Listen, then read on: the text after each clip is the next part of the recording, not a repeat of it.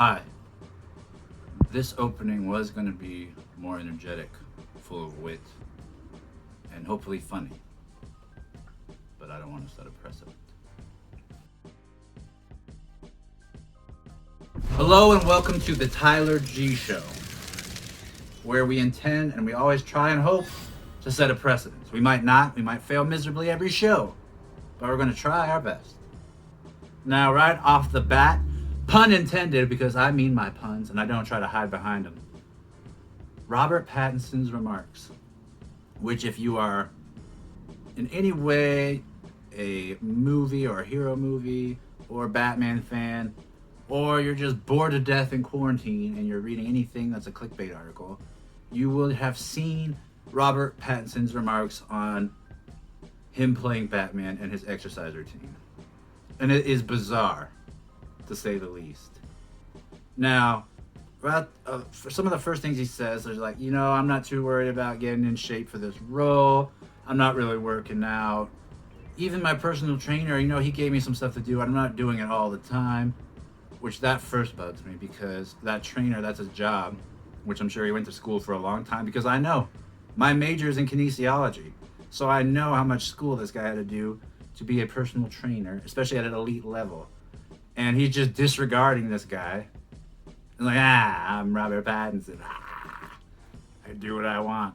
So not only is he disrespecting Warner Brothers' money and that guy's whole livelihood, but then he goes on to say, in the 70s, actors really didn't even care to do this sort of thing, get in shape for a hero role. There were a lot of superhero movies made in the 70s. And the one that was made, Superman, he certainly did, Christopher Reeve, get in shape for the role. And I covered that and put pictures and evidence on the Tyler G Show podcast, link below. Smash like, ding, ding, ding. There, I'll get that out of the way. Okay, so then he jumps from saying, James Dean, he wasn't even that ripped. That's 20 years difference. And the genesis of bodybuilding started to get super popular into what it is now, where there's super Mr. Olympias and all that in the 1950s. So it was just being started, the benefits of bodybuilding in the 50s. So not too many people are going to be bodybuilding, okay? But anyway, all his points are just invalid. They don't make sense. They make him look lazy.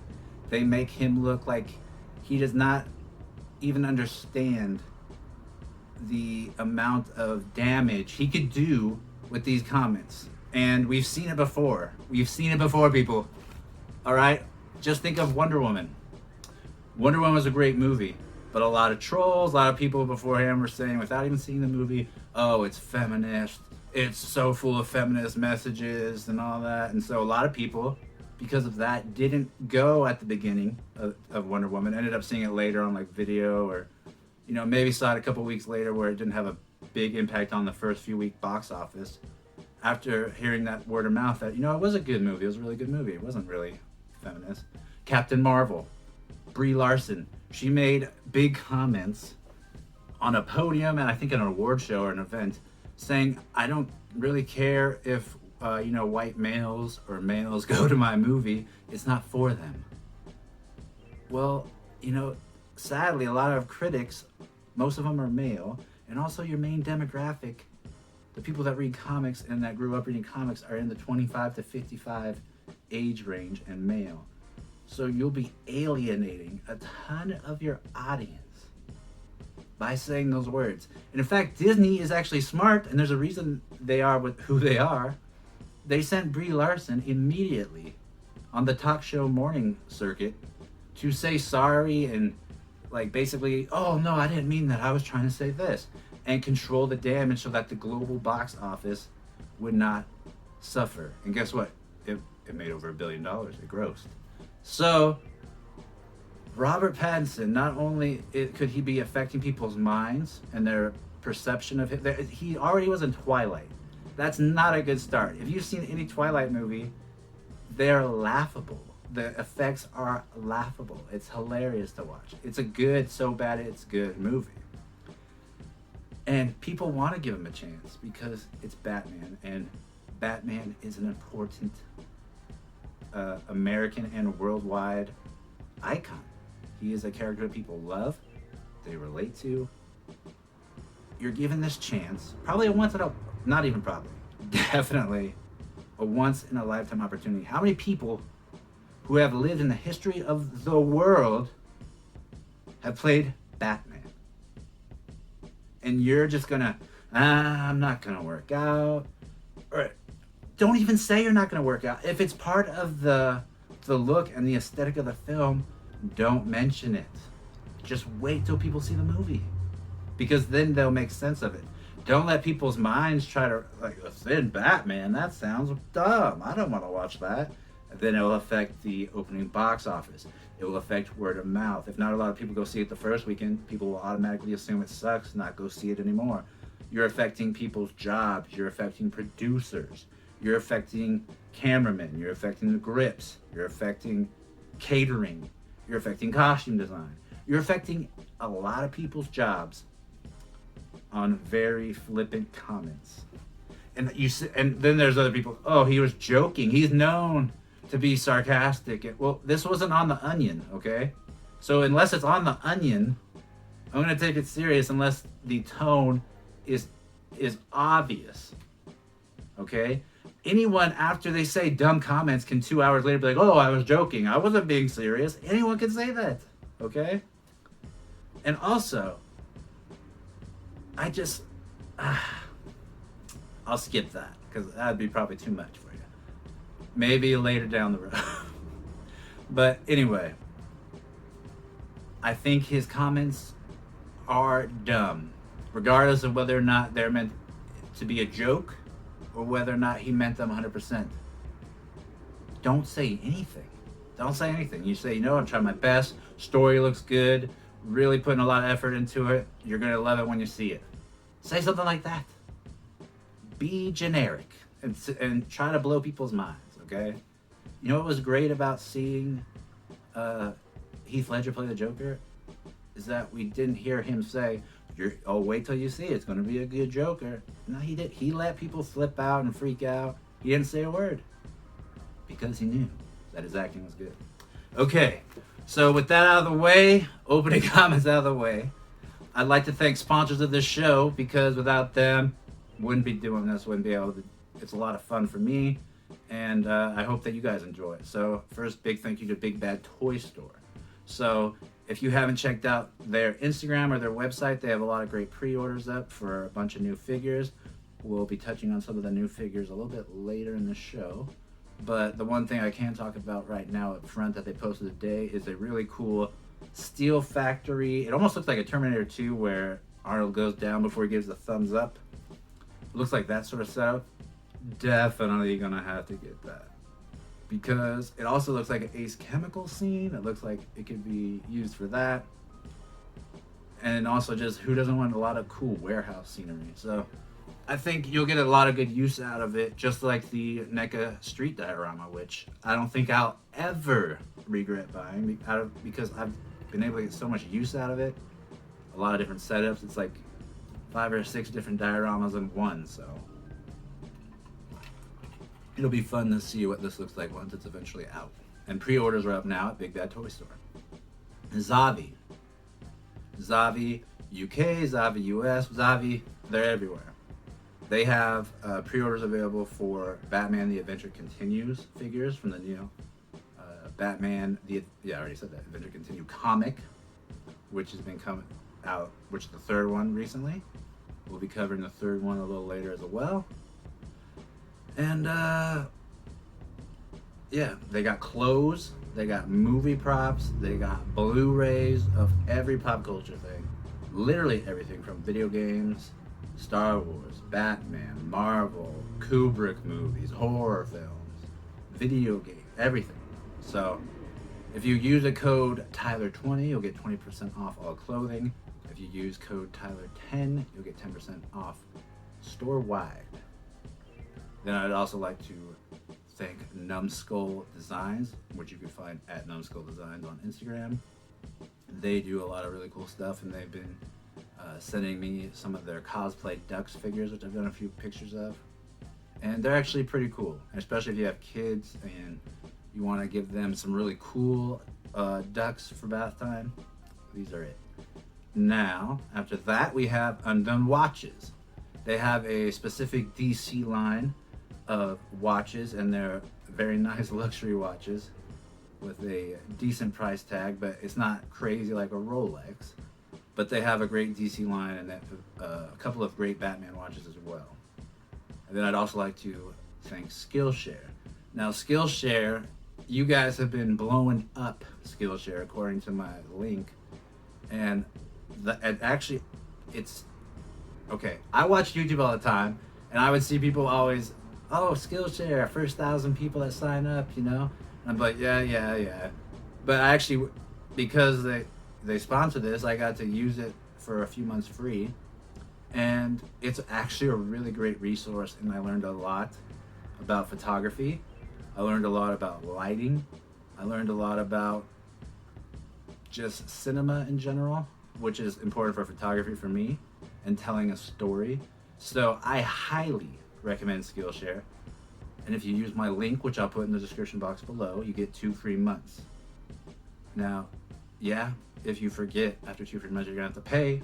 But if you don't want to pay, just set a reminder on your phone and terminate it. But I don't know. You just have to see if you like it.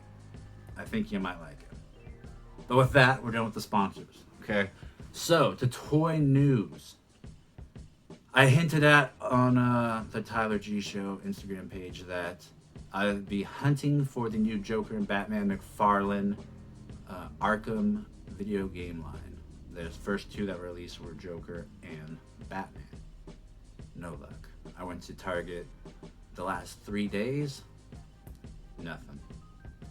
Not even any Wonder Woman, which it's good. I'm glad the figures are wanted and they're selling, because it means they'll make more. But the only people that have contacted me saying they found them or they've seen them have been at Walmart. And we do know that even though sometimes they're not officially exclusive to one store seems to somehow magically have them over another.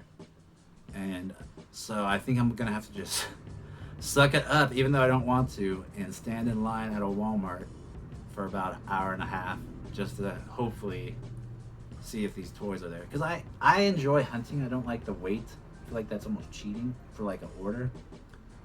But I also understand that in these new times that it's probably going to be necessary. But I don't know. I might give it one go and see if I can find them. Last time I looked and gave it a shot with the Wonder Woman, I came up successful. So we will see. After that, there was a new wave put out. Well, not a new wave. Another set of the wave of the 40th anniversary of the Empire Strikes Back figures with the classic vintage card backs at Target. I saw those again.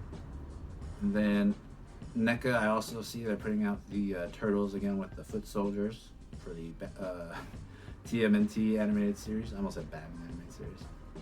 Also, the pre-orders that are also on Big Bad Toy Store, which blew my mind.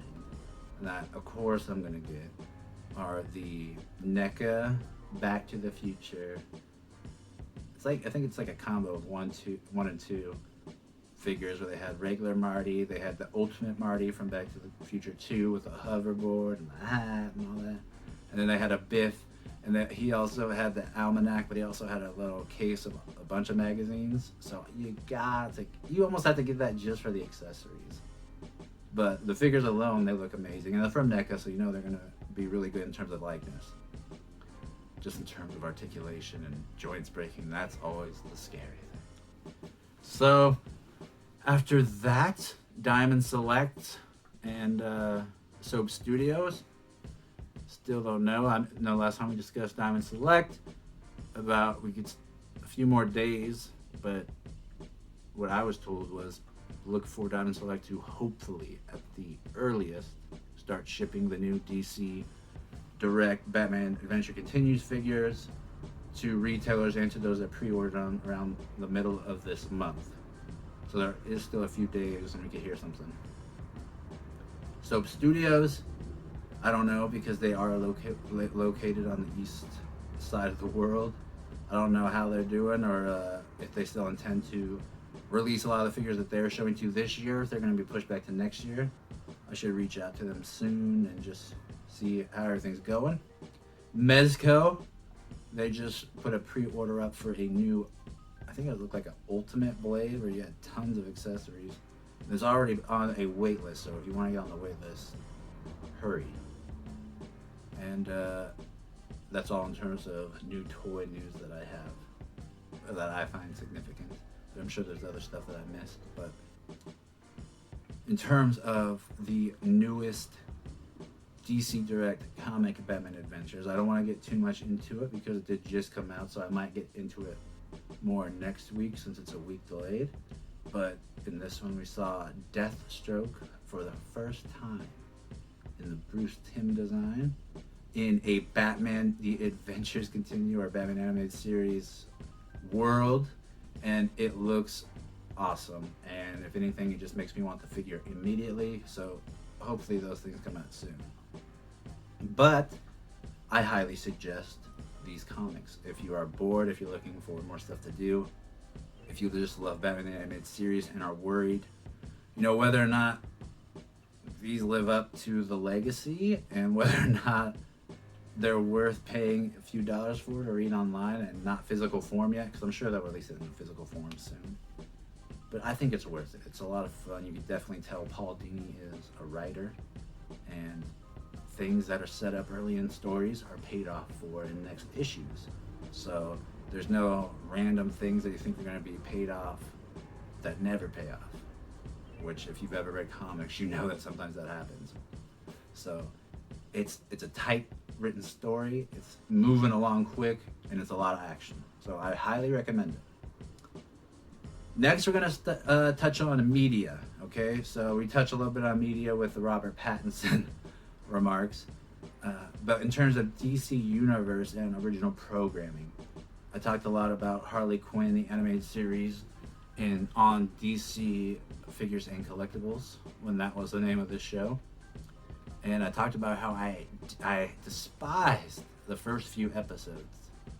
Not because I care that they're trying to make these characters more comedic, but I just didn't find the writing strong, and it felt like they were just trying to use F words and violence to try to be like a shock factor to people, and maybe like, oh wow, this is really adult. Yeah, I'll sign up. However, like I said, I thought the writing was weak. Now, as the season progressed, it got a lot better, and characters got a lot better, and they actually seemed like characters. They actually had growth. So I recently just renewed, because I'm stubborn, and just renewed DC Universe, and I caught up on all the episodes up to the one where it's the episode where it's all about Batman. And I got to say, bravo. Good job, DC Universe. You are actually right. You're doing it. You're doing it, Peter. That's from Hook, for those that don't know. But I'm proud. I am happy. Are these characters portrayed exactly as they're portrayed in comics or in Batman animated series? No. But it's like another Elseworld. It's funny, and in that world, the characters make sense, and I enjoy them. I'm even starting to like, I think her name is Kaylee Kukoc, who was on whatever that nerdy sitcom was that ran forever. Big Bang. I knew it would come to me. So I'm just not a fan, sorry. But yeah, at first I did not enjoy the voice just because I watch Batman the Animated Series every day for what I do, so it's gonna take a little bit of time for me to adjust, but I have, and I actually enjoy what she's doing with the voice now. Okay, Star Wars, The Mandalorian news. The season on Disney Plus, the Star Wars expansion universe that brought Star Wars fans together again, made Baby Yoda a meme, gave people a reason to enjoy Star Wars after the last two movies, and like a little oasis in a barren desert of great Star Wars. They are bringing back Boba Fett, or at least the actor that portrayed him as a clone, as Jango Fett. and we don't know if it's going to be his son that grew up and looks just like him, or if it's going to be that actor, or if it's going to be the original actor because he's like 58 or something, 59. But we will see. I'm excited because it also there's rumors that he's going to play multiple characters. It'll probably be Rex from I think it's Clone Wars. Sorry, I'm not big into that, but I am big into Boba Fett, not Boba Tea, even though that's enjoyable. And I'm interested to see what they do, especially with the writers of Filoni and whatever the other guy's name was that did Iron Man. Sorry for the disrespect. I don't. Oh, Jon Favreau. My Wi-Fi is slow in my head. Well, anyway, from there, we're gonna move over onto today's BTAS episode review, and it's a classic.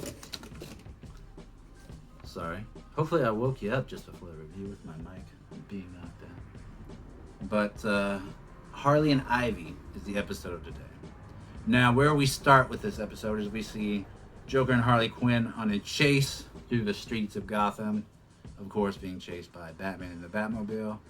Harley Quinn's the getaway driver and Joker's barking orders at her where to turn, what to do. She argues with him because she knows what's lying ahead, but he gets upset and says, He says, turn here. She turns, and of course they crash into a dead end. And so Joker says, please hand me the gun so I can at least shoot at Batman. She throws him the gun, and while he's ecstatic and he's about to shoot at Batman, a bang flag comes out.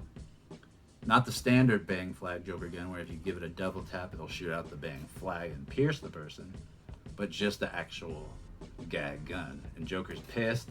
Can't believe she brought the gag gun. They eventually get away from some rocket boosters in the seats. And back at their hideout, Joker's complaining to his crew that, oh, I can't believe how dumb Harley is, essentially. Like, how could you do it? You brought the wrong gun. And he's like, do you think you're a better crook than me? And she says, well, yeah. And then she also says, well, it was kind of funny seeing you with the gun. And then her henchmen, they laugh. Joker gets pissed, kicks her out onto the street. And that's where, we find that she eventually hooks up with Ivy. And it's a classic scene. Harley Quinn wants to steal a diamond. I think it is the Harlequin diamond, but it is. I'm looking at my notes. But she goes in, she wants to prove Mr. J that she is a good criminal. So she's going to steal this diamond. As she's stealing, or as she's trying to steal it, and doing a great job, marvelous job. She's agile and spry, going through the lasers. But an alarm gets tripped, and she sees who trips it. Who goes running by but Poison Ivy. So she says, screw this. And so instead of being, sneaky, she just breaks the glass, steals the diamond, and starts running where Ivy's running. They end up at a corner where they're having to hide against it, to look around the corner, because there's guards there.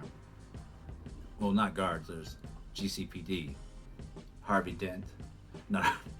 Bullock, and Renee Montoya.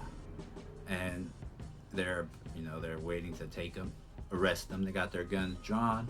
Harley asks, hey, Ivy, what do you got in the box that you're stealing? She says, just some chemicals. So she says, good enough. She loads her little, she uses a cork she shoots out of the gun, but she puts the top of the bottle in it and she shoots the chemicals at the police, rendering them useless as they cough and inhale the poisons, and they escape.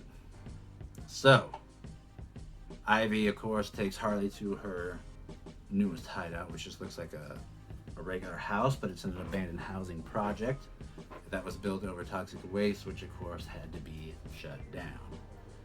And then Ivy has to get an antidote to get her used to being at that place, because it, of course, is just nothing but toxin and poison, and Ivy herself is poisoned, so Ivy gives her something that makes her immune to the poisons.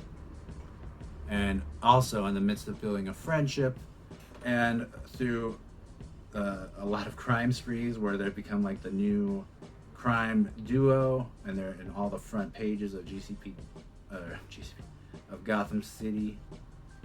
What is it? The Gotham City Gazette, or Gazzetti, whatever you want to call it. And yeah, it just shows a lot of, it's like a montage scene of them stealing and stuff, and shows Poison Ivy shutting down a boys club where they didn't allow women in or something like that. The Peregrinators Club. So it just shows a lot of cool things like that, where they're succeeding and having a great time. And then it shows Joker, who is he's asking if anyone fed the hyenas, and of course they didn't, because it's just a bunch of criminals and goons. And Joker reminisces, like, if Harley was here, she would have done it and done this and done that, but he's upset because he can't even find his laundry. And so he tries to, ask his henchman, where's Harley been? Because usually she comes back, she's a sucker. He could abuse her all he wants, she'll come back. And so the goons show them the newspaper, which reads with the headline, New Queens of Crime. Joker sees that and is pissed that his girl is just getting headlines over him. He wants the headlines. He hates when Batman gets the headlines. So you can imagine if Harley Quinn's getting headlines, he's going to be upset.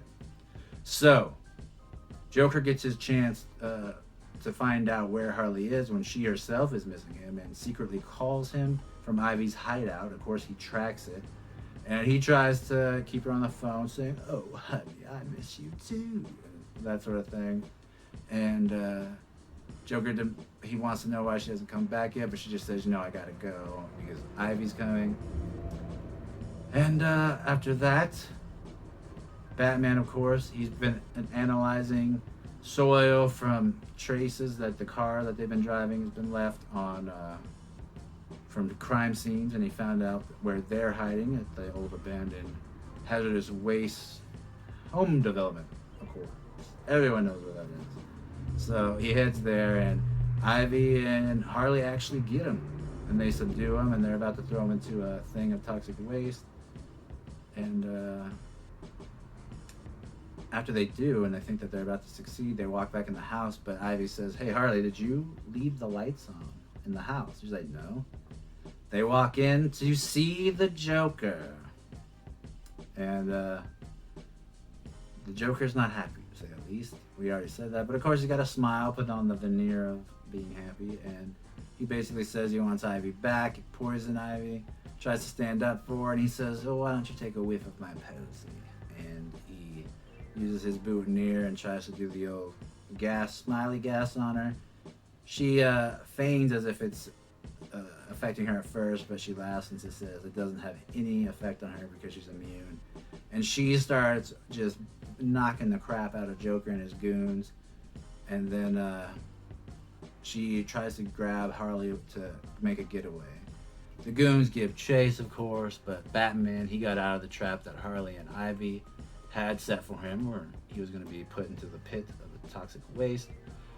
And Joker, as they're trying to run away, he just picks up a Tommy gun and starts shooting at everyone because he doesn't give a F. And despite Batman telling him, you need to be careful, everything here is flammable with the chemicals, he doesn't care, and of course ignites a chemical drum, and soon everything's going up in flames. Batman runs away, or the goons run away. Batman knocks out Joker, saves them both, and everyone else is okay. Because speeding away in the car is Poison Ivy and Harley Quinn, and they proclaim loudly, no man can take us prisoner. And then their car is disarmed by Renee Montoya, who shoots out the tires, and arrests them along with the Joker. And we also get a scene where we see Joker in his cell while Ivy and Harley Quinn are in the garden, and basically they could hear Joker shouting at Harley from doing the garden. And there's a little joke at the end to send you out on a smile. So that's Harley and Ivy, and it is a seminal episode, not only for Batman animated series, but for setting up a relationship that is still being carried out today, and even a show that we talked about in terms of friendship, and not in terms of what has been portrayed on Harley Quinn on the DC Universe app.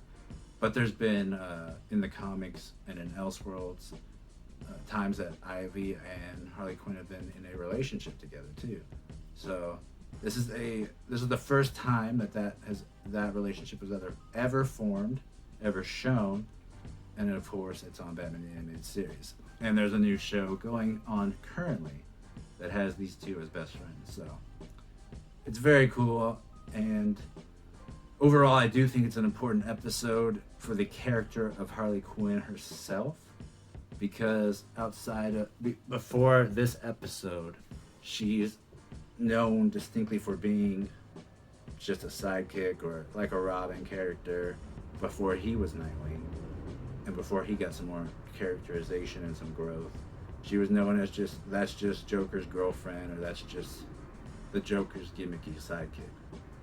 But from this point on, I would say Harley Quinn's identity and her characterization was fully realized, and fans officially, at least when I remember seeing this as a kid, I remember thinking, okay, Harley Quinn, okay, like, she's the real deal. She's not just a sidekick. She's doing her own thing. So she made her own movie this year with, of course, Birds of Prey, and now we're seeing animated series, all from Batman the Animated Series. So thank you, Bruce Timm and Paul Dini, for that invention. And of course, they saw Arlene Sorkin playing a Harley Quinn on a daytime soap opera, and that's where they got the idea, and they even got her to voice it. So it's a great episode. I highly recommend it, just for historical purposes in the term of Batman mythology. Now, we're going to do the Batman, the Animated Series Wave 8 review. This is a good one. Okay.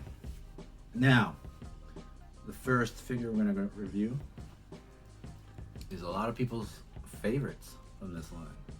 Harvey Bullock.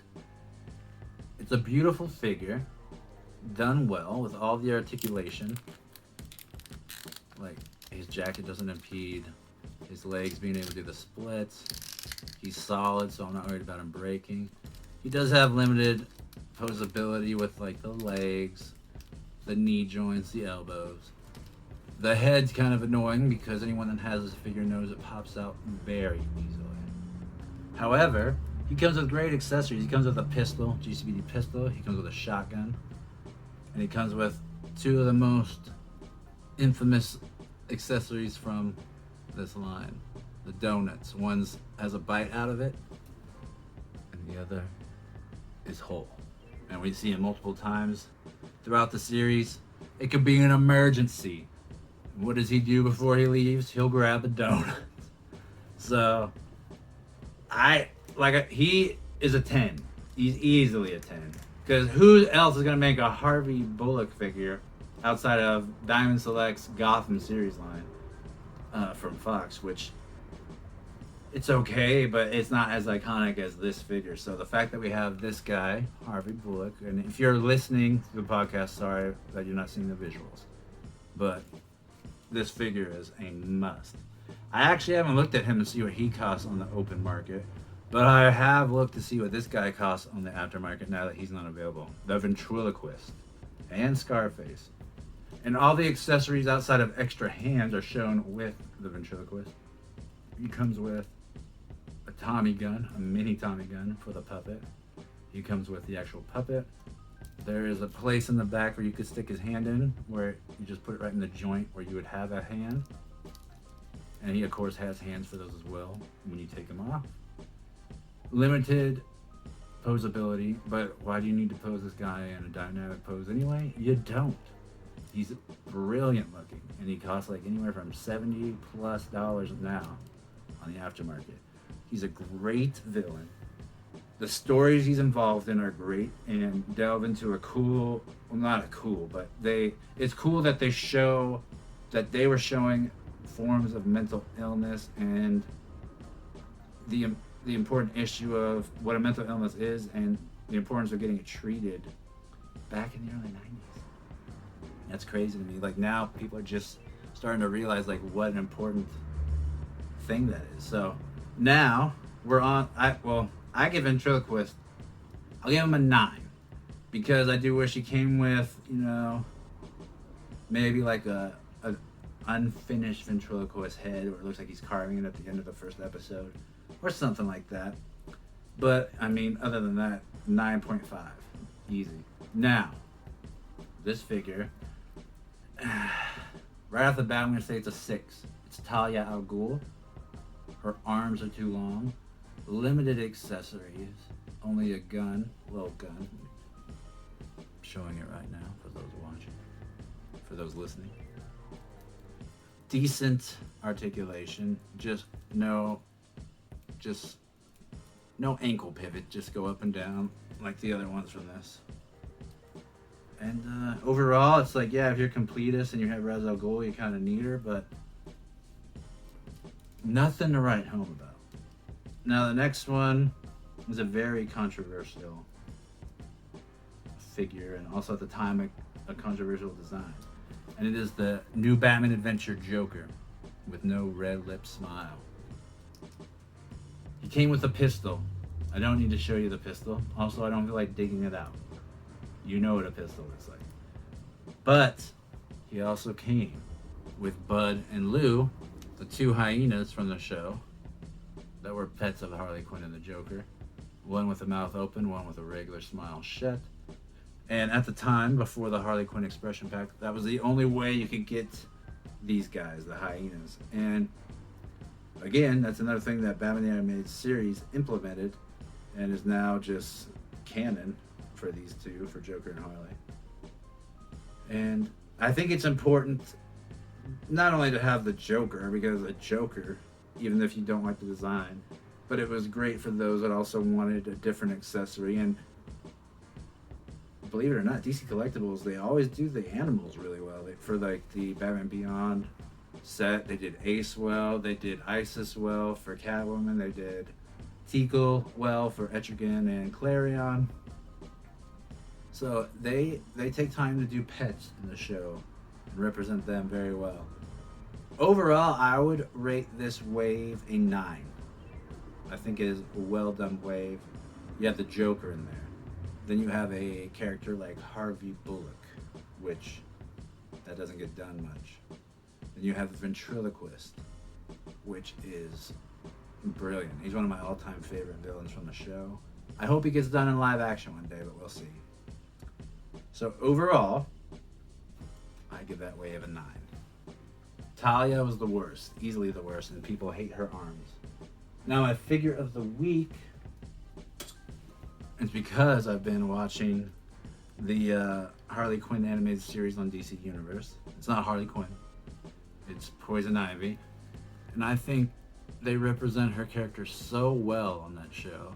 And also, I know a lot of people hate the original BTAS Harley Quinn figure because they did such a poor job in capturing her likeness. But they actually did a really good job in capturing this Poison Ivy's likeness. Plus, she has all the best articulation as any of the other, like the top ones in this line. She has ankle rockers. It goes up and down. She even has these points of her glove. They even move separate from the elbow moving. So she's really well done. And I'm gonna definitely have to try to recreate some images from that show, the Harley Quinn animated series. So that was my figure of the week. And with that, we're at the conclusion of the show. I hope I didn't set any precedents. I hope I didn't put any pressure on you that you have to start an action figure podcast. But I do hope that you enjoyed this.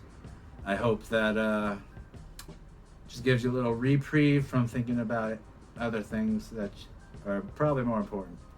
But anyway, thank you. If you want to see pictures, I'll have my Instagram link below. I'll have the links to the sponsors of the show below as well if you want to check them out and use the codes. And I'll have those written down for you as well. Hope you enjoyed. And there will be another episode next week.